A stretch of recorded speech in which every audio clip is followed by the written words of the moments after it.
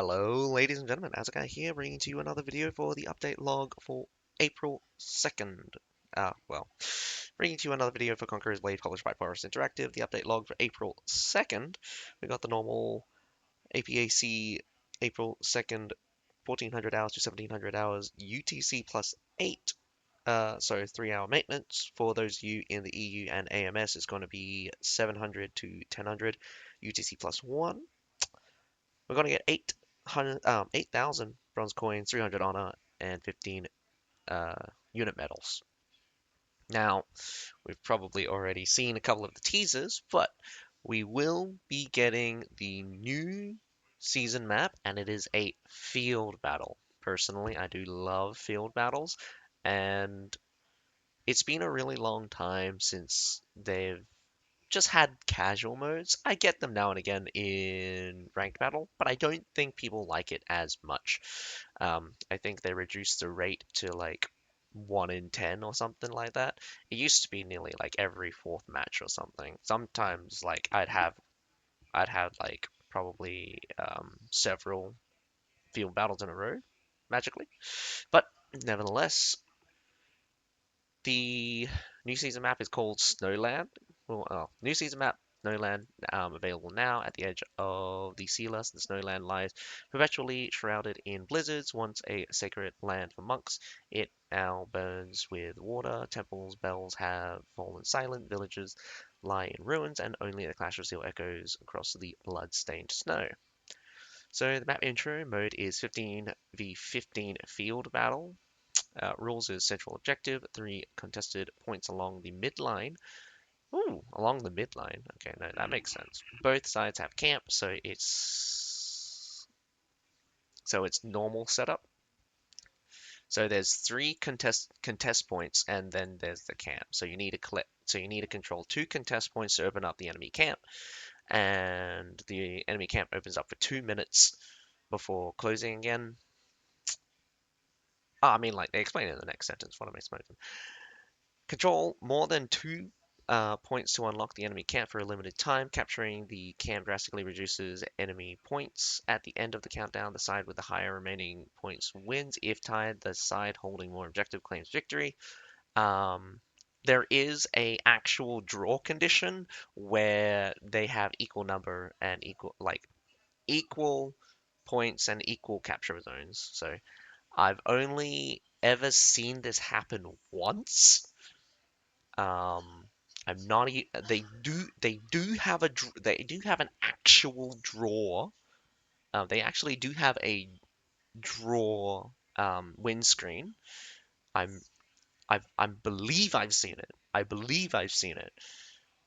But again, it's very hard. It's very hard to get it.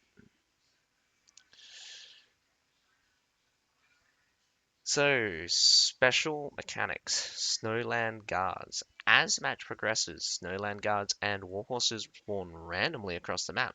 Defeating Snowland Guards allow players to interact with nearby Warhorses, summoning a Warhorse herd to join the battle. Warhorse herd Warhorse herd follows the summoning hero and can be ordered to charge using specific command. Once charging begins, the war horses become uncontrollable. Acceleration bonfires. Multiple acceleration bonfires are scattered near the ridge on both sides of the battlefield. Characters entering their range gain a movement speed buff lasting several seconds after leaving the bonfire area. Map availability over time, April 2nd after maintenance to April 17th before maintenance. So one thing I didn't mention is how early this maintenance is. We're going to get this maintenance on April the 2nd, which is the Wednesday, and normally we would have gotten the maintenance on the Thursday, so we're kind of one day ahead now. But from the maintenance time at the bottom here, it does seem like the next, well, not the next maintenance, which should probably be on the 10th, but the maintenance after that will probably be on April 17th, unless there's some emergency. So, yeah, just kind of strange that it's kind of a bit early. It's available for limited times daily, so probably the 2 hours just after midday, and then probably 2 hours from 6 to 8 or 10, well, probably the 6 to 8 zone. That's probably where most people will be playing. I'm not entirely sure for the EU and AMS, but that's how the APAC normally schedules these special events.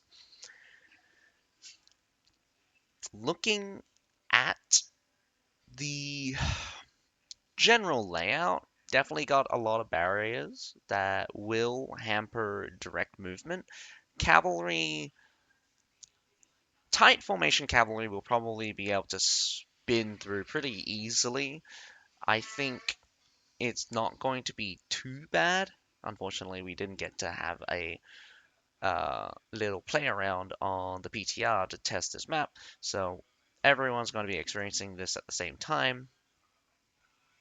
So I'm guessing this will be the central point. Probably up here will be another, a different point. From the looks of it, if I can just get the orientation right. Oh, okay, so I'm completely wrong here.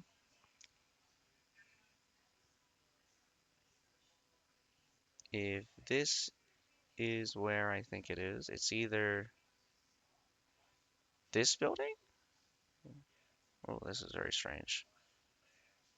No, that building there is this one here. So images. Oh no, wait. So this is the point here. We're literally looking at the other point over here, and this is the other point over here. So the top of the image, the top of this image is this image looking back at that one. So these two are in line, which would imply there would be another point over on here. A very interesting layout for the map. I'm guessing defending camps will probably be one of the defending camps will be here, and probably the other one is off screen just a little bit. Interesting. Again, field maps will be interesting, and seeing how many avenues, though this does remind me of kind of like the grassland setup. You got like superior hills on either side, so it's going to be very difficult to get up. But this lowland section will probably be the main contest point, as of course it's going to be the closest point between the two camps. The side points are normally slightly closer to one side or the other. So we also have the limited time event Bring Blossom Fest. Exclusive attire for the Wu Wei Mansion Guards. Players can earn Earthly Petal Glaive by participating in PvP modes during the event. The quantity of item drop scales with match results, be it victory or defeat. Bravery is reward. Drop rules. Siege Battle, Colosseum, Snowland.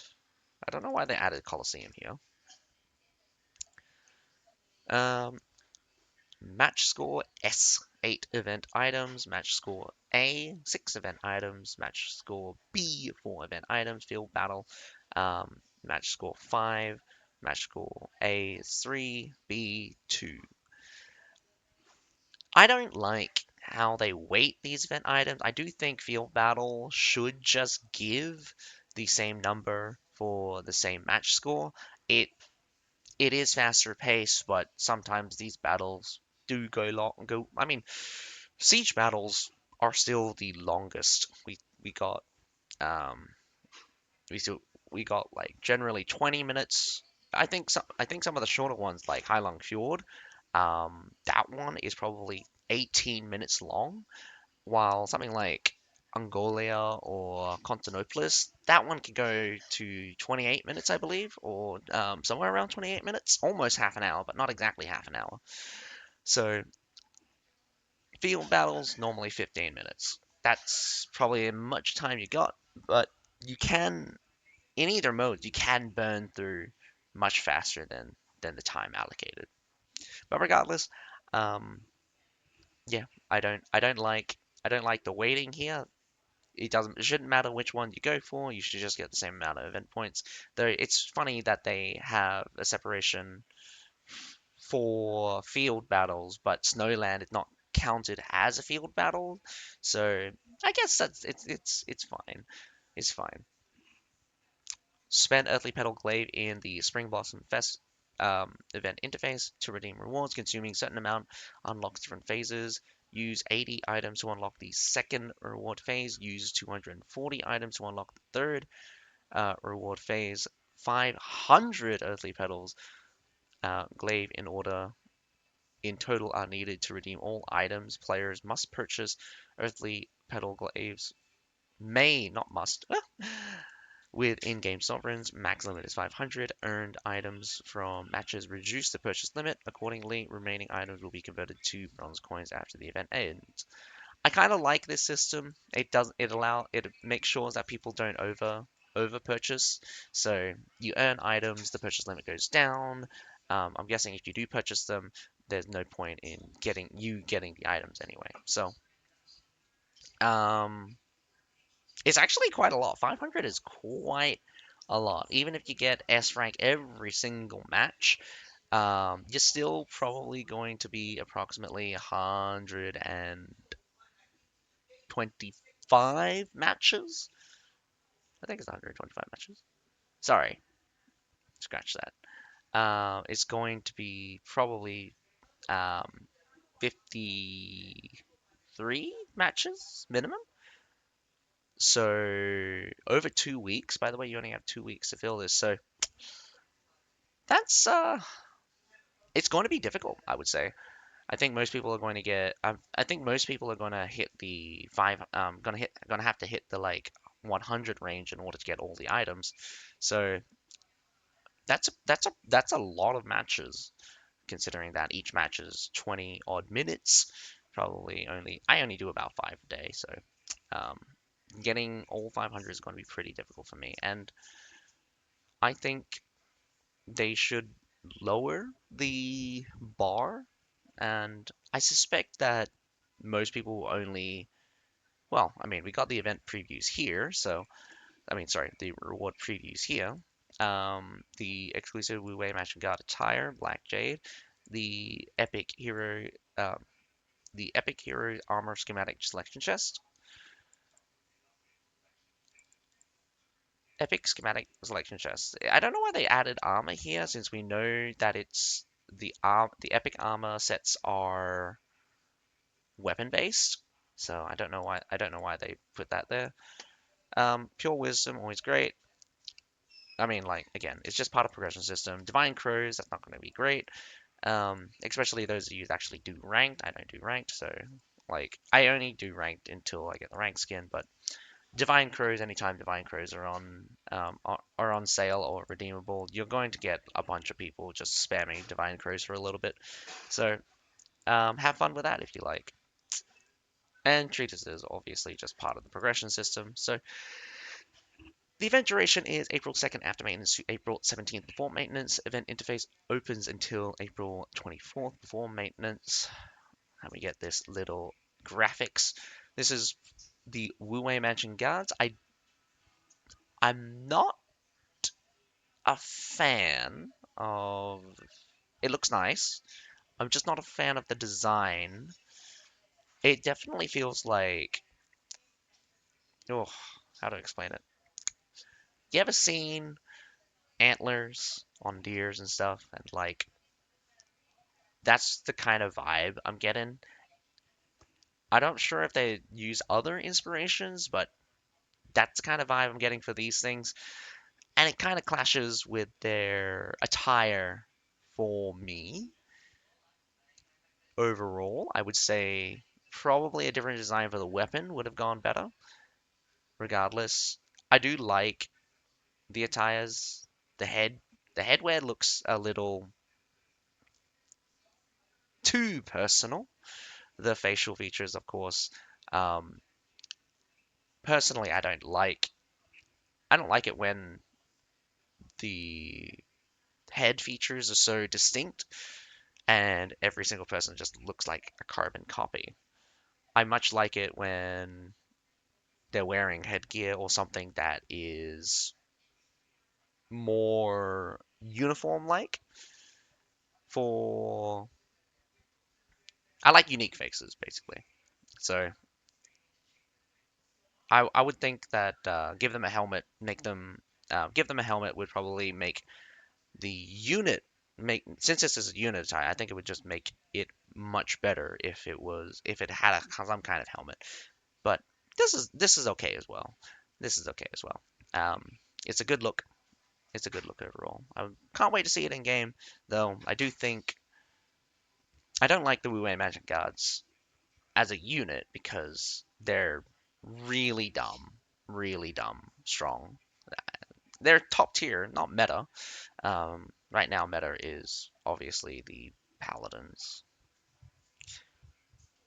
There's other units as well, a lot of shield units. I think men at arms have also come back into the mix, but paladins, men at arms, and surprisingly, ISG's kind of just popped in for some reason. No idea why. Obviously, you got the classic cavalry, the companions. People are doing very well with the heavy prefecture cavalry at the start of matches, so that's one thing. Obviously, Iron Caps just kind of fill in that role for cheap. Anyway, continuing on, we have also the Lei Liong, I think it's Lei Long, attire chess releases. Like, try not to crucify me on pronunciation. I'm not actually Chinese. Even if, I mean, like, ugh, I don't speak any other language besides English, so, like, I don't know how to pronounce anything else besides basically generic, like, English words and stuff. Chapel the Storm, Command Thunder, new legendary mount attire. Lei Leong brings dazzling visuals for collectors of full pieces. Yeah, I'm a collector as well, but you don't make these things cheap. Limited sales time April 2nd after maintenance to April 28th before maintenance. Available via G attire chest, legendary attire set and pieces 2.6%. Epic attire set and pieces 12.5%. Uncommon and rare attire 84.9%. Details, probabilities can be reviewed in game via G chest chest attire chest. Really good graphics. A white horse, white mane. Give me that horse, man. I'd love the horse.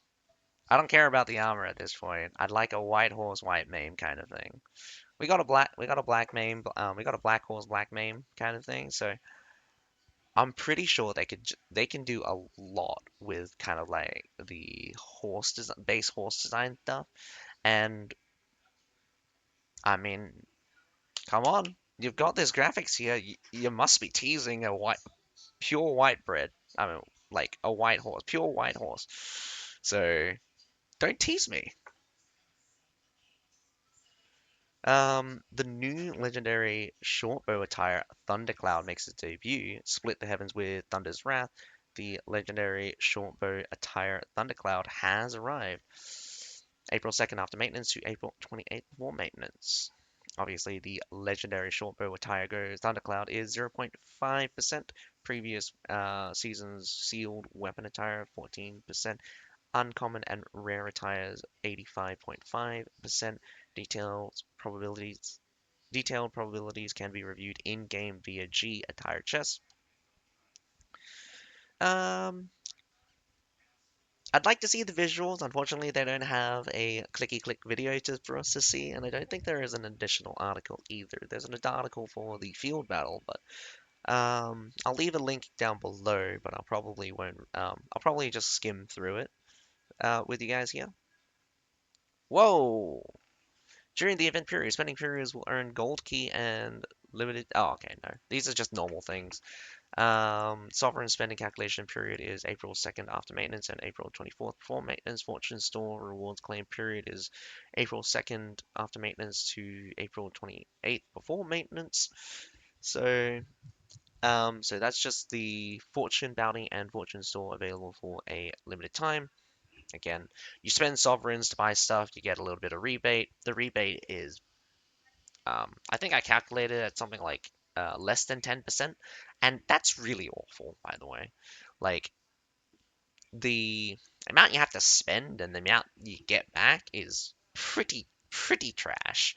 But again, if you want to spend to get these things, it's up to you. No one's going to stop you. No one can't stop you, but you're gonna have to value your own money. Personally, I'd love to take a look to see what kind of visual effects the actual weapon has to kind of rate what I would say that I like. Out of the legendaries, the Yin Yang Glaive one, I definitely love. Um, a lot of the other ones, not great. I'm a longsword fan, but the angelic duality is not really doing it for me. So this one's probably going to have a lightning thunder themes, kind of similar to the, well, um, I believe the Jewel Blade is lightning as well. The short sword, the short sword one is some kind of lightning, but it's a little bit different color. So there's that. Well, there's that. And Draconic Fatalis is sort of wind and lightning. They kind of put like a blue hue to it. So um, it will be fascinating to see kind of what they do with the short bow. Though I'm not a very good short bow in the first place, so I probably won't even use it. System adjustment and optimization. Basic system store UI. The entire shop now allows previews of wearing effects for different genders. Hey, finally! Oh my goodness. I mean, I never asked for this, but it's kind of something that's been on my mind. If you're going to have attires be completely different between genders, let us see both, and maybe people will actually spend money to change the avatar from one side to the other. And it should be important to note distinctions between genders because first things first, I don't believe there should be a difference between attires when you change gender, but there are definitely attires that are have distinct gender connotations. So if you're going to have that difference, you need to make it clear, or it needs to make sense to me. So um, definitely got like if you think about the um, if you think about like traditional stuff where the attires are definitely like there's one attire for this one, but sorry, there's one attire for male and one attire for female, and they're definitely distinct, but they're related to the same thing. So like a wedding. So Western weddings, you got man in a suit, female in a wedding dress. You would call it a suit, you would call it a wedding dress, but they would but you could group them together as a wedding attire kind of thing, and it would make sense that they're different. The Olympian legendary made no sense to me. Where's the Ares version of the female? Where's the Athena version for the male? Those kinds of things makes no sense to me, even though you know the gods that inspired them, unless the attire is represented, unless the attires are full representation of the gods, which again, it kind of is kind of the thing, but should have been two separate attires that either side could have been working towards. Kind of like they did with the Naraka Blade attires. These two attires are completely separated and completely can categorize as completely different attires, so you can only get one or the other. I haven't chosen mine though, so I don't wear it anyway. But it's kind of those things. I make it a point to always bring this up because there's definitely some times where the differences make completely no sense. I think one time the helmet on the female one was way better than the helmet on the male one, and I was pissed. I think it was like one of the dragon helmets or something. Um, but I can't remember. I can't remember which one. I can't remember which one. And I was just, yeah. World related. If a lack of house prestige prevents joining a front, a more explicit problem will now appear. The M map now permanently displays markers and names of players from the same house or friendly alliances, with options to filter whether to show player names and display fief markers, enhancing the map's functionality and usability. During the territory war preparation phase, teammates' preparation status can now be viewed with prepared teammates displayed with a green background. That's really funny. They should add this to normal Siege because, like, it would make everyone ready up faster. And if you can see if you're not ready or if you are ready more clearly, I think I think that would just make people hurry up faster. So yeah. In the battle, using the middle mouse buttons on a unit will allow you to see which unit it belongs to. Cool. It also gives the unit name, which is surprising. Or it already gave the unit name. Hmm. The Z key eagle eye view now shows the position of all units in your side and formation on which player they belong to. Da da da da da.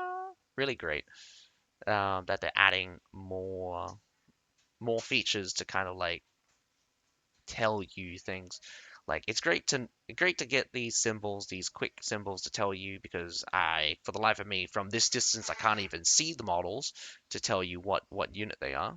But um, it's also great that they're now adding in the name, so the name of the unit, so you know whose unit it is and where the player is separately. Though it because there's so many people, it can get a little bit messy when they start grouping up together. But still a good change overall. Hoping it carries on to other things, so it's not just like a TW exclusive. Optimize the UI when joining an ongoing pursuit in the world, allowing players to clearly distinguish between enemy and ally from the combatant list. Bom, bom, bom. Again, really good change overall, but personally, I don't like pursuit battles. Pursuit battles are trash, and the rules for them are basically only there for griefing. Um, Attackers don't want defenders coming out to kill them, and people who just farm outdoor don't want to get pursued by random players. So I think pursuit battles should be removed from. Well, I think pursuit battles just has no fitting has no fitting mechanic where it's just not oppressive for one side or the other. But then again, TW is a numbers game. The more people you have, the more likely you can just overwhelm the enemy. When joining an ongoing battle with a band of rebels in the world, players can now choose to leave the battle. Um, I don't I don't see that option, so that's I don't see how they're representing that option. Is there a leave button? Try to well, I mean, there's always the try to flee, but apparently there is a chance of failure. Not that I've failed recently. Other bugs, fixes, and optimization fixed an issue where the attribute overview on the Conqueror mastery interface displayed incorrect values. Kind of interesting. I'll take a look at the Conqueror Guard's mastery interface tonight and then compare them to tomorrow, see if there's going to be any difference. Fix an issue where the Tiger's Fist would occasionally remain stationary after using the Courageous Charge skill. Didn't really face that problem on the PTR. Maybe it's a live issue. Fix an issue. Well, I mean, I don't have them on live just yet, so I haven't actually been playing around with them. Fix an issue where pathfinding to the Fame Envoy sometimes encountered blockages. Pathfinding encountered blockages from time to time, though they have done better, I would say. Fix an issue with incorrect display on creation interface of some units. Interesting. Fix the issue with the abnormal effect of epic combat doctrine. Abnormal effect. Oh, not an issue that I've seemed to have heard about. So if you guys know what this bug is, it would be quite great if you could tell me. Though the combat doctrine most of the time is not very efficient. The only times you would actually use it are on units that attack very fast. And what I mean by that, the combat doctrine has a well, it used to count the number of hits. This made units, particularly at the time, Varangian guards, very OP. Um, Iron Reapers was also very OP. I think Silidars also went crazy. I think every special unit almost went crazy with it. The reason being is that because it counted every hit, they got to 12 with like one or two attacks. And not only were they CC immune for 2 seconds, they also healed by 15%. So if you can imagine the attack speed on some units, it was very fast. Iron Reapers in particular chewed through everything and never died. Um, though, again, I'd like to say Berserkers, but Berserkers always just kind of had that issue beforehand. The extra 15% actually didn't work very well with them. They'd still just get pin cushioned in instant with the amount of burst damage. But again, that little fluctuation does give them the edge, and there were some cases where even Berserkers kind of started going out of control. Not as badly, though. Though they have changed it since then. Apparently, the number of attacks a unit does, but the the exact the exact definition of an attack is still a little bit sketchy. I know that cavalry, for one, is a little bit special. You take a look at the Anudals. Each tick of collision damage counts as one attack.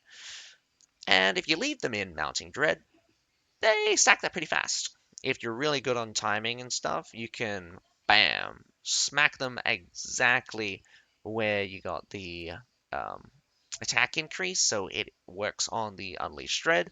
But I don't think anyone's actually that skilled enough to time it such as that. Regardless, um, also you got the as long as you heavy cavalry. Their two swipes counts as two separate attacks. They move fairly fast. Um, They also have a collision component when they're just charging. I think it's when they're just charging. I'm not entirely sure how the Thunder Charge and Weapon Veteran works exactly, but I do think that Weapon Veteran overrides the Thunder Charge initial state, meaning that they no longer cause collision damage, but instead just attack with the Weapon Veteran. But you charge around a little bit with Thunder Charge, and they start healing up like crazy. And it's the same principle. Each collision counts as an attack. Um, Same with companions. Companions they can they can rapidly dish out attacks as well.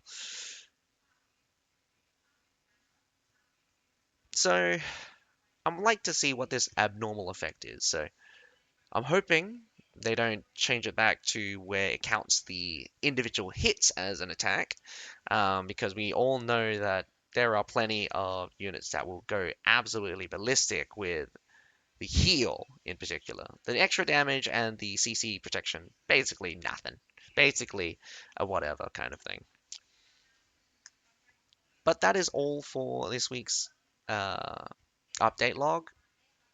There was a lot of words, but just very classic events. Let's go see if they have any extras.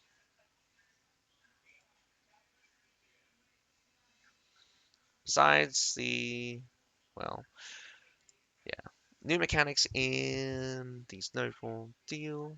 Oh,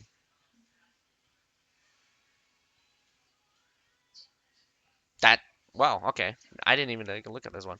So you guys can have a reader for yourself, but this gives a more in-depth look at the upcoming map. So apparently these Snowland guards you will see does does look like they have a unique attire on them. I think these guys might be the tier 5. Obviously, these are the tier 3. These are the warhorse herds wearing a particular attire. I forget what attire it is. It was one of the more recent ones. And these would be the speed bonfire. It'd be interesting to find those. Well, interesting to see how fast. I do think I do think these speed bonfires should give bigger bonuses for infantry and smaller bonuses for cavalry. Cavalry is very fast as it is, and if cavalry just speeding off from these bonfires, it could be pretty hectic. Pretty hectic. But we're gonna have to see on the field, see how that works out. Um, Not sure what this is actually. Item secondary lock essential valuable protection upgrade. Whoa, what the heck? Double lock feature is finally here. The feature will roll out in two phases. Basic lock prevents accidental use/destruction of high value items. Advanced lock phase 2 adds password protection for comprehensive security. Let's dive into what the basic. Oh, that's interesting. So these item lock things stops you from accidentally destroying things, but I don't know why they would need to put a second lock to protect your password, unless you're account sharing, unless someone hacks your account or account sharing kind of thing. Um, it's kind of it's kind of extreme to get a password lock on items, but yeah, it's a feature, and it's kind of like an RPG kind of thing. Just you need to just not be silly sometimes. But yeah, those that's everything for this week's update log. Luckily, from the PTR, we didn't get any changes for the phalanx. Though I'm a little bit upset that the Spartans didn't get at least the heal restriction. That should have went through regardless. I don't think the increase cooldown would should have went through, and I definitely do not think the weak spot trait should have went through.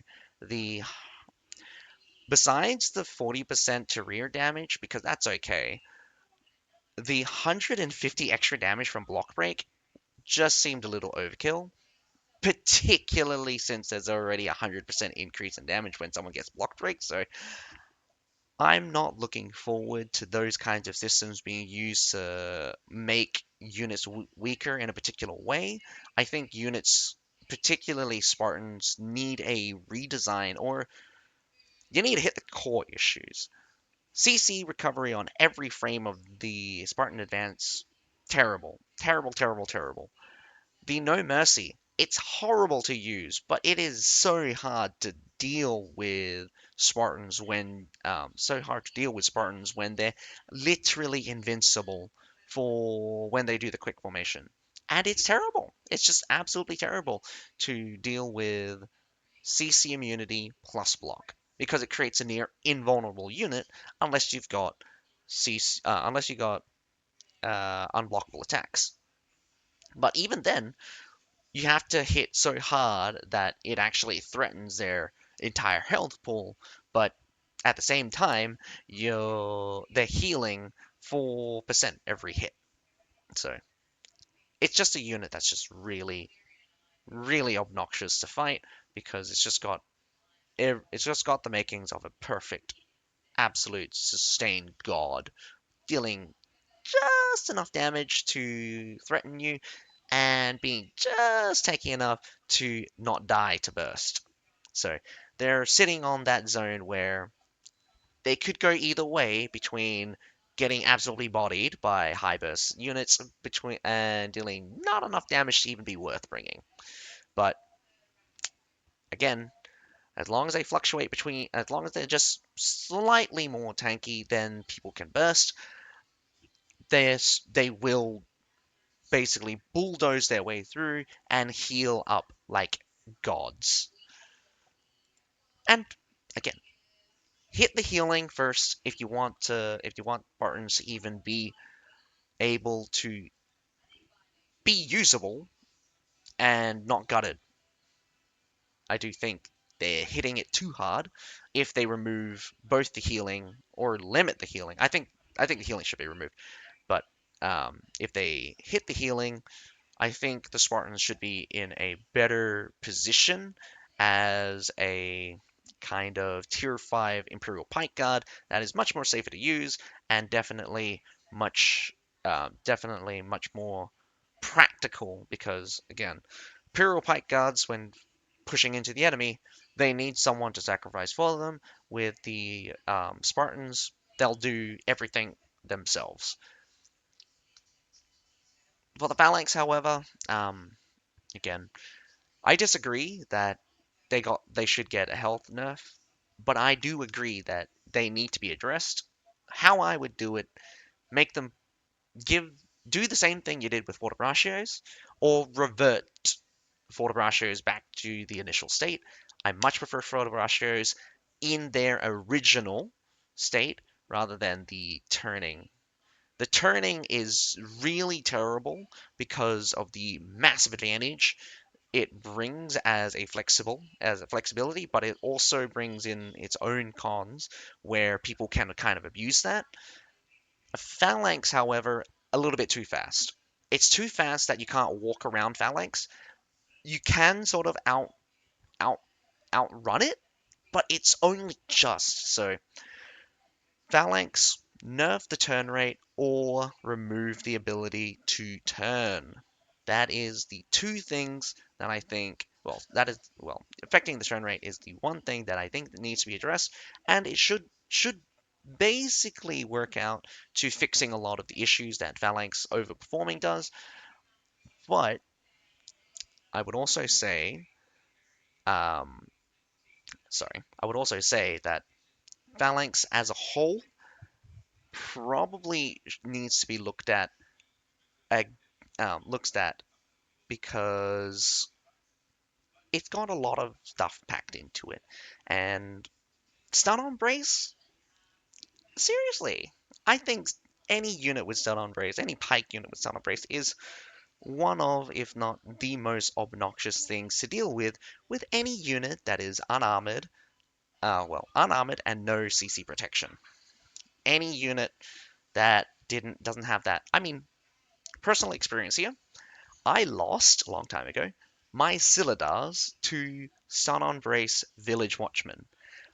Because they had Stun on Brace, my Silidars was stun locked the entire time, could not even attack. It's really obnoxious that even something as strong as a tier 5 basically got beaten by a tier 0 because of just how that mechanic works. So